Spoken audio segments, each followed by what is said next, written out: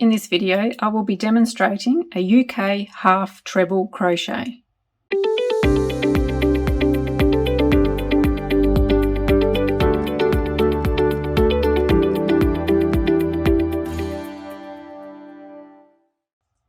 Yarn over, place the hook into the stitch, yarn over and pull up a loop, yarn over, pull through all 3 loops on the hook.